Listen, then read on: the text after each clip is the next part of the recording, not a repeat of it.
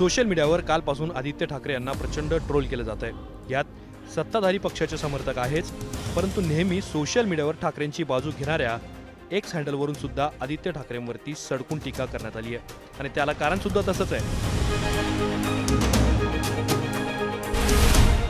भाजपचे नेते मोहित कंबोज यांच्या मुलीच्या बर्थडे पार्टीला आदित्य ठाकरे पोहोचले होते.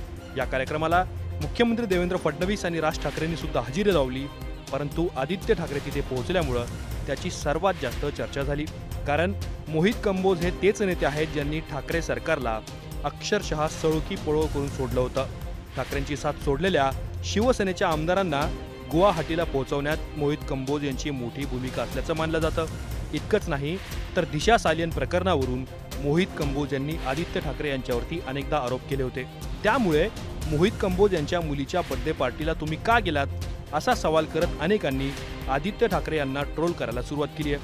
परंतु आदित्य ठाकरेंवरती टीका होत असताना सुषमा अंधारे आणि संजय राऊतांनी ट्रोल करणाऱ्यांना चपराक लगावली आहे. आदित्य ठाकरेंच्या पार्टीत जाण्याचं दोन्ही नेत्यांनी समर्थन केलंय.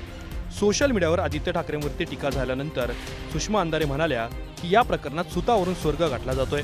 राजकारण आणि सुखदुःख या दोन वेगवेगळ्या गोष्टी आहेत.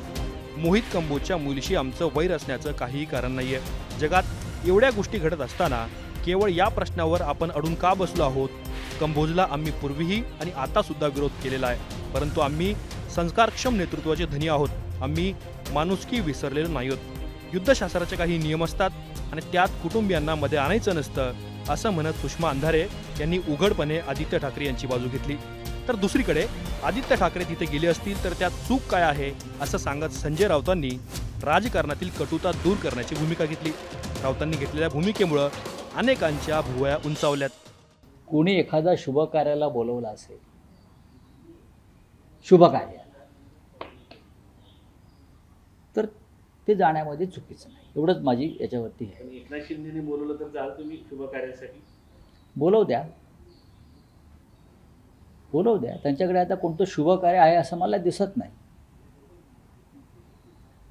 कारण त्यांची सगळी कार्य पार पाडली आहेत. जर एखाद्याने शुभ कार्याला कुठे बोलवलं असेल, मंगल कार्याला बोलवलं असेल, तर तेवढ्यापुरते कटुता दूर ठेवून जर कोणी गेला असेल तर त्याच्यावरती अशा प्रकारचे प्रश्न विचारणं किंवा बातम्या देणं मला काही योग्य वाटत नाही. ती काय राजकीय जागा नव्हती. ठीक आहे, आता विषय नवीन घ्या. हां, राष्ट्रीय पातळीवर जर खऱ्या अर्थानं बदनामी झाली असेल तर राष्ट्रीय पातळीवर जर तुमच्या पक्षाची बदनामी झाली असेल तर त्याच्यामध्ये मोहित कंबोज हा विषय होता. नाही, ठीक आहे, आम्ही करू ना. बघा, शेवटी हा संघर्ष हा संपत नाही कधी. हा संघर्ष सुरूच राहतो. पण त्या कार्यक्रमाला, त्यांच्या काही कौटुंबिक कार्यक्रमाला अनेक लोक उपस्थित होते. त्याच्यामध्ये थोड्या वेळापुरते आदित्य ठाकरे उपस्थित होते असं मला आत्ता मी वाचलं कुठेतरी.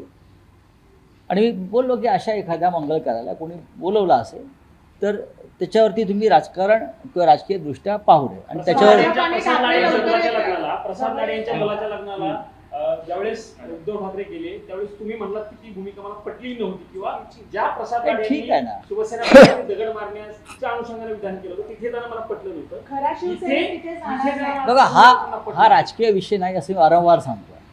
तेव्हाही मी तेच बोललो, तेव्हाही माझं तेच म्हणणं होतं. त्यांच्या घरी कार्य आहे, विरोधकांच्या घरी सुद्धा आम्ही अनेकदा कार्याला गेलेलो आहोत.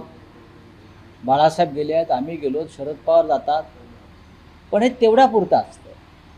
बाकी आमचा वैचारिक संघर्ष जो असतो तो थांबत नाही. सर, ठाकरे आणि भाजपमध्ये कुठे ना कुठे प्रॉक्सिमिटी जवळ आले का? म्हणजे तुम्ही जवळ येत आहेत का राजकीय दृष्ट्या? असं कोणी सांगितलेलं आहे? मला असं वाटत नाही. तुमचे प्रश्न हे फार दूरदृष्टीचे नाही आहेत. भारतीय जनता पक्षाबरोबरचा आमचा संघर्ष हा आम्ही सुरू केला नसून हा संघर्ष त्यांनी सुरू केला 2014 पासून.